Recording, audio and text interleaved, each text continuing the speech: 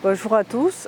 Donc en tant que présidente de Tarn-Habitat, je suis Florence Bellou et je tenais à faire une présentation de chantier de ce gouche qu'on travaille avec les partenaires depuis 10 ans.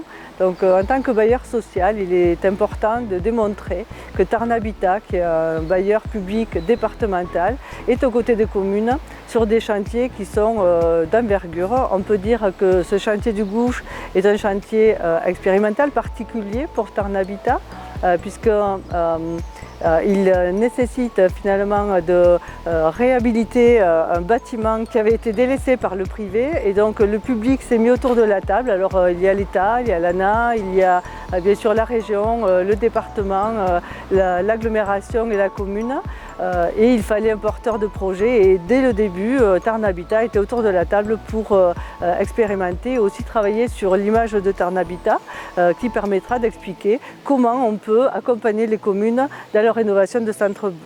Alors dans le premier bâtiment, on a vraiment une dégradation qui s'est faite de deux manières. C'est-à-dire qu'on a un arrêté de péril qui a été fait sur une partie du bâtiment.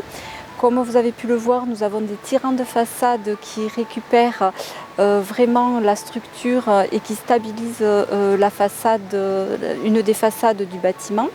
Mais par contre, les dégradations se sont faites, bien entendu, par rapport au temps qui passe.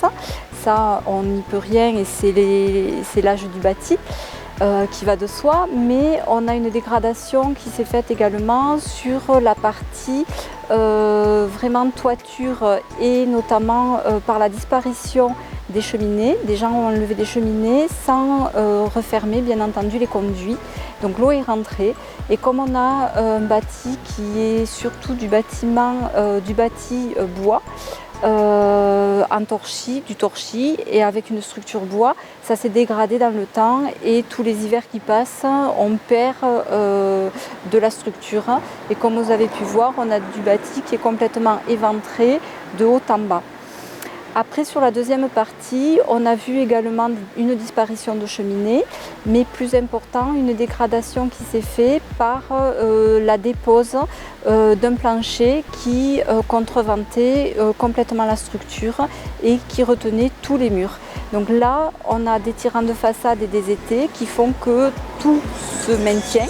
Mais quand on va les enlever, le bâtiment va vraiment s'ouvrir, et donc ça, c'est un bâti qu'on ne va pas pouvoir sauvegarder. Donc on va le reconstruire dans l'emprise tel qu'il est à l'heure actuelle, sans changer sa volumétrie non plus, et en conservant le maximum de pans de bois et de murs périphériques qu'on va pouvoir sauvegarder. Et en même temps, on va reconstruire en intérieur une structure béton, donc refondée, micropieux, et toute une structure béton avec des planchers béton pour rattacher ce qui va rester de l'existant et consolider tout l'existant. C'est vraiment une continuité de travail avec eux, puisqu'on a fait déjà quelques projets avec Tarn-Habitat. Après, la motivation pour répondre, c'est aussi, en dehors du fait qu'on travaille également pour Tarn-Habitat, c'est une continuité du travail qu'on a déjà fait un peu sur le secteur de Groyer, et notamment dans le centre ancien. On a déjà fait quelques projets dans le centre ancien, donc on est aussi attaché au patrimoine de cette ville. Et après, c'est toujours bien de travailler au développement et à la réhabilitation de notre territoire sur lequel on travaille et où on habite. C'est surtout un défi technique, puisqu'on est sur un bâti qui est vraiment très dégradé.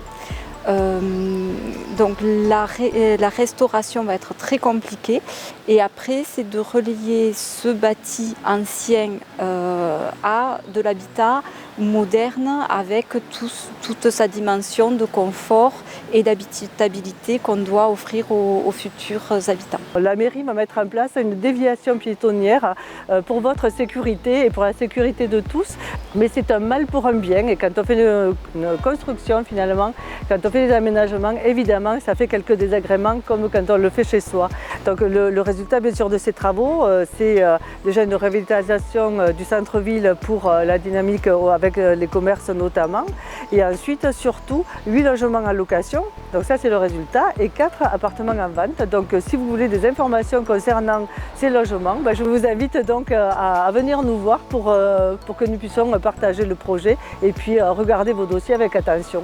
Dans le cadre de la démocratie participative dans lequel la commune s'est inscrite, sachez que vous pourrez retrouver pendant tout le long de la construction de ce gouche toutes les informations sur le site de la mairie et bien sûr sur le site Tarn Habitat.